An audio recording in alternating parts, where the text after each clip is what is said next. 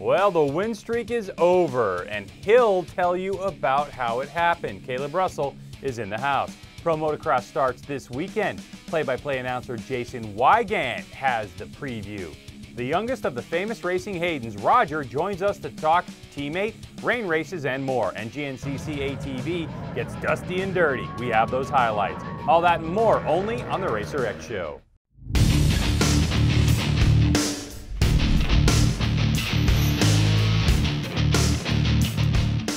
Hi, it's good to have you with us on the Racer X Show. I'm Greg, and we Skype in a lot of info. Plus, later in the show, we're going to have Kailub Russell right here talking about GNCC, full gas sprint enduro, and the 2015 ISDE team. So, let's go. The Racer X Show with Greg White is being presented by Acerbis, Soul and Passion, and by Yoshimura, the leader in performance exhausts.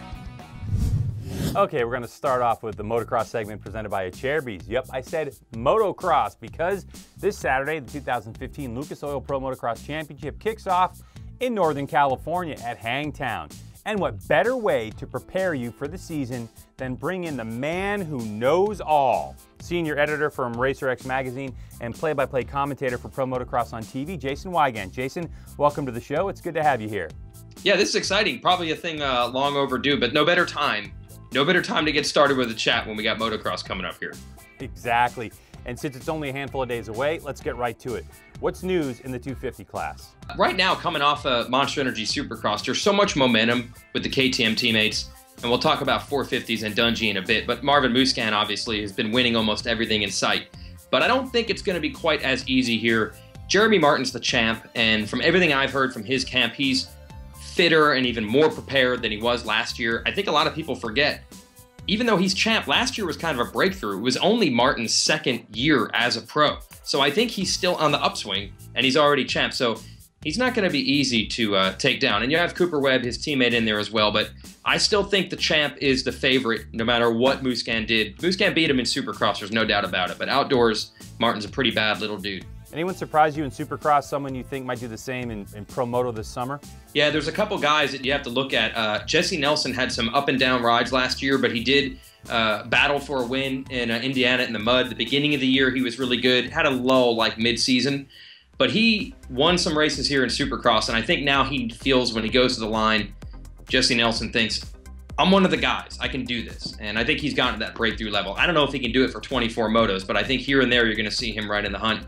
And a guy who has really never had a fair shake at it is Zach Osborne. He seems to get hurt at the worst time. Last year he got wiped out in a first turn crash in the first race of the year, and that basically ruined his season. I know he's going to be living with Eli Tomac in Colorado all summer. He's going to be ready, so I wouldn't be surprised to see Osborne up there also. Okay, to the 450s now. What are you seeing? Ken Roczen's the champ, but this is a real big pivotal point for both Roczen, and to touch on the 250s again, Adam Cincerillo. Like 2 years ago, that was it. Like, these guys were the future of the sport for sure. They rode and trained together. Their talent was ridiculous. They were winning races in Supercross in the 250s and the 450s. They're both at a real crossroads right now. I think Roczen's going to be okay. He has too much talent to struggle. But right now, I think people are a little bit down on him because of the way Supercross ended. But I have to remind everyone, he switched teams to Suzuki's this year. He did win 2 of the first 3 Supercrosses. He probably would have won 3 of 4 if he didn't come up short on a jump, and that's where he got hurt. That's where the season came undone. So if not for that, we could be talking about Roczen maybe being Supercross champ. But right now, I think everyone's saying, what happened to Roczen? Well, we'll probably see soon enough. Cincerillo, there's a lot more question marks there. He's missed a lot more time. I'm not sure what's going to happen there. I think for both of them, it'd be good to get up front because they're good personalities, and I think the sport could really use guys like that to live up to their promise. What about other news? A big announcement coming less than 2 weeks ago. Yeah, there's a lot of stuff going on. Christophe Pourcel, I think, is probably the most mystifying guy in all of motocross. You don't know what you're going to get. So now he's with Rockstar Husqvarna, and with Pourcel, it usually goes one of 2 ways: really good or really bad.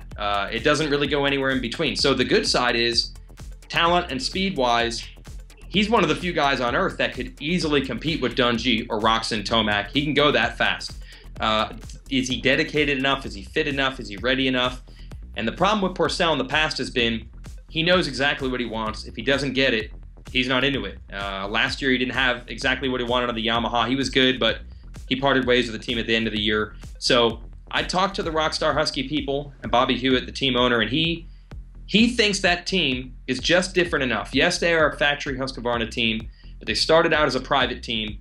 They can still do a lot of things independently. They think they can cater their program to him more than a bigger company would, where they basically say, this is the works bike, you adjust to it. So they think it's going to work, but we've heard it before. We won't know until about halfway through the year if this is true. And where can we see pro motocross on TV, computer, or smartphone? Yeah, we just announced it official, but it's not really a shocker. It's the same stuff we've been doing the last 3 years. So our first motos will be live every week on MAV TV. Also, if you don't get MAV TV, you can go to promotocross.com and watch all the first motos live. Second motos are on NBCSN for the most part. There'll be 3 of them that are on the NBC network, and you can watch those all on the NBC Live app on your phone. You do have to pay your cable bill, though. You can't cheat. You gotta pay your cable bill, and then you can watch it on TV, or you can watch it on your phone. I've actually watched it in the TV truck while we're doing it. As you probably know, to have a second monitor sometimes is handy. So that's how well that thing works. So don't rule out the app. Saturday afternoon, if it's nice out, you can go outside and still watch the race. Thanks, Jason. And that's our motocross segment presented by Acherbys. And here's a little something to get you pumped. Out here, there are actions and reactions, risks and rewards. Out here, weather will play a factor, and 30 minutes is a lifetime. For every up, there is a down. Out here, anything can happen.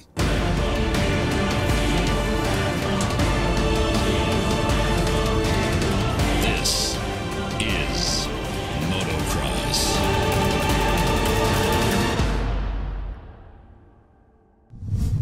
Now it's time for our road race segment presented by Yoshimura. Did you know that we had some World Superbike action happening in Imola, Italy over the weekend, where Kawasaki's Johnny Ray, who made a surprising jump from Honda to Kawasaki in the off-season, that's paying off for him big time, had his way yet again with the field of hopefuls. In a red flag restarted race 1, Ray barely beat his teammate and 2013 world champ Tom Sykes by less than half a second.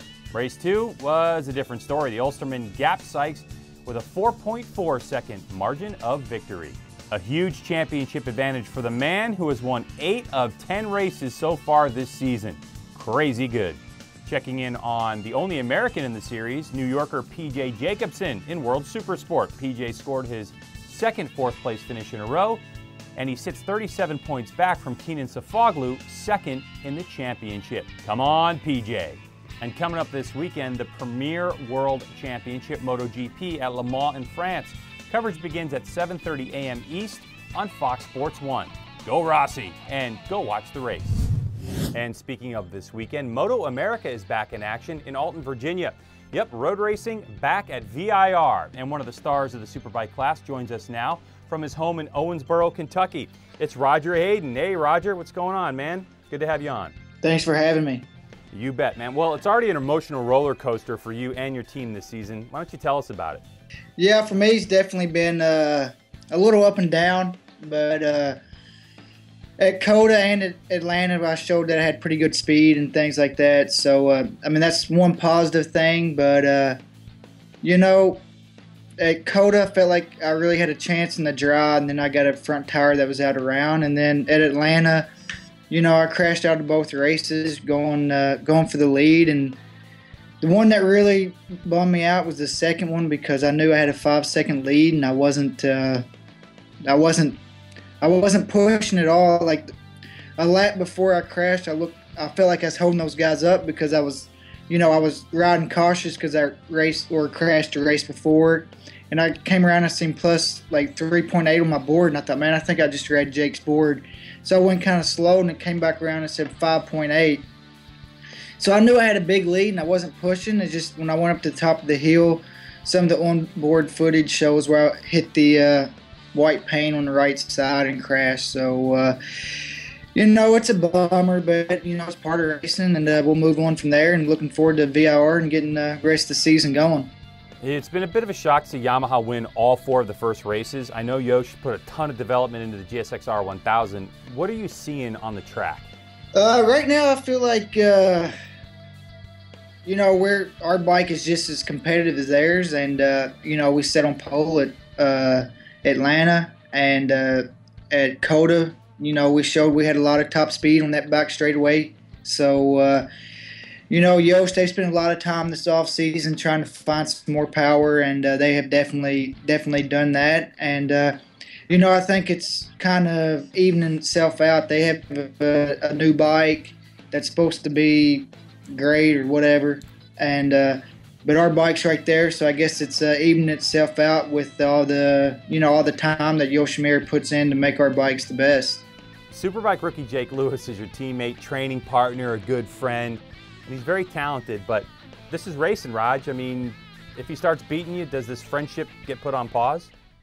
You know, actually, we talked about that before the season started, you know, like, because whenever we played PlayStation basketball, you know, some stupid game on the phone, you know, we'd just rub it in till, you know, for days. And, you know, I told him it's, you know, I say we approach this like how me and Tommy did it. We never had an issue. I think once we had to talk something out of how many years we're teammates. And whatever happens, we set at the track, stays there.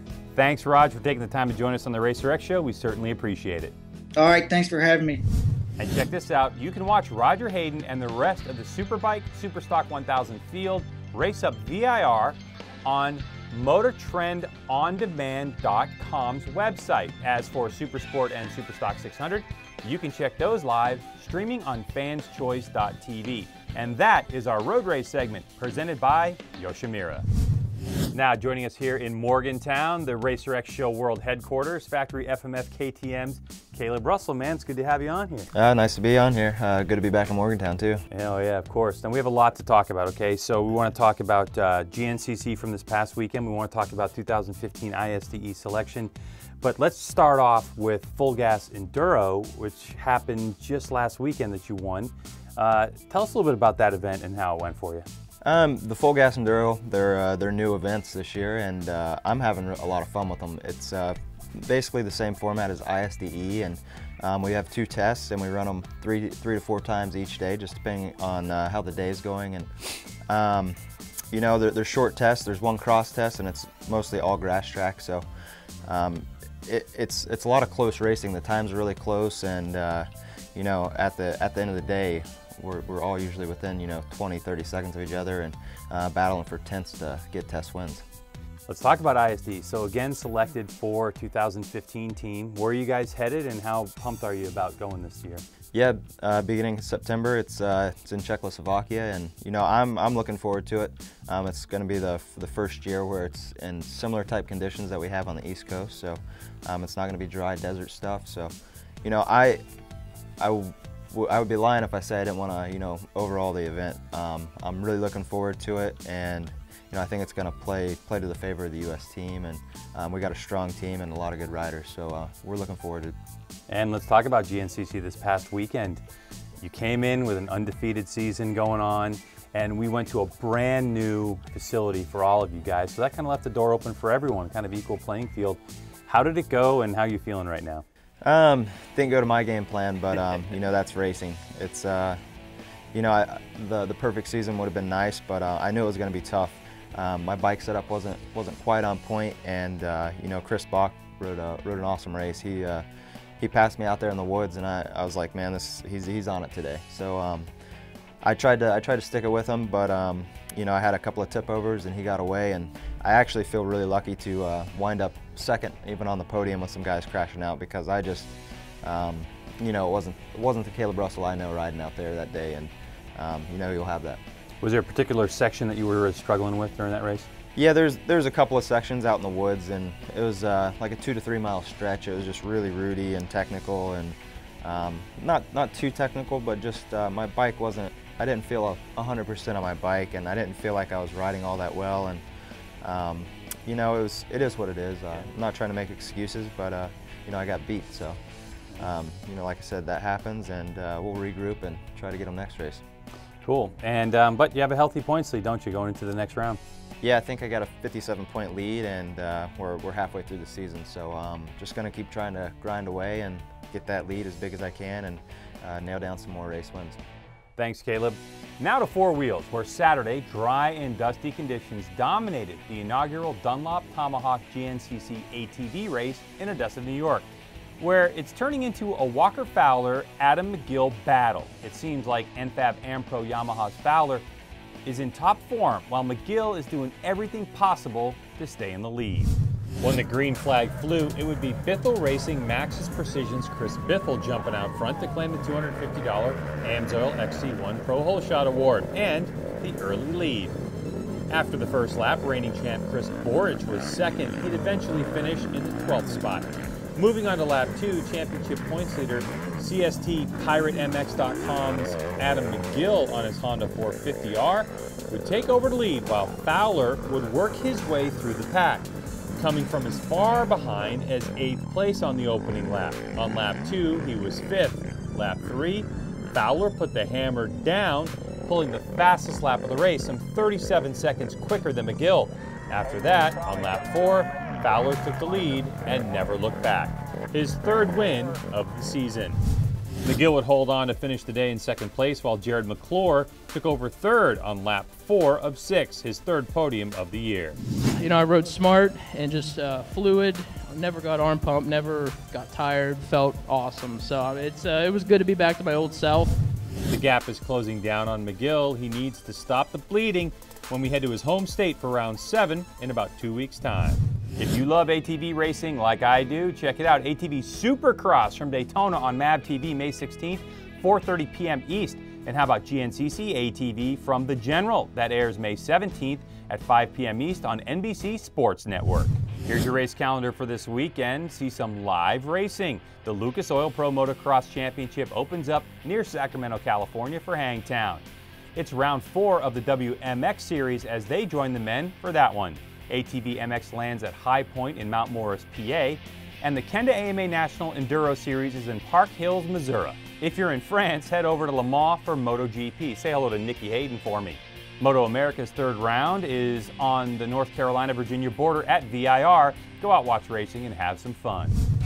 The Racer X Show with Greg White is being presented by Cherubies, Soul and Passion, and by Yoshimura, the leader in performance exhausts.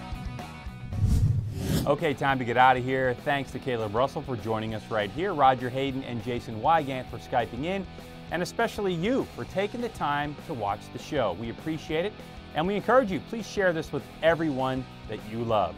For the fine crew here at the Racer X Show and Racer TV, I'm Greg, and remember, we are all racing all the time. See you next week.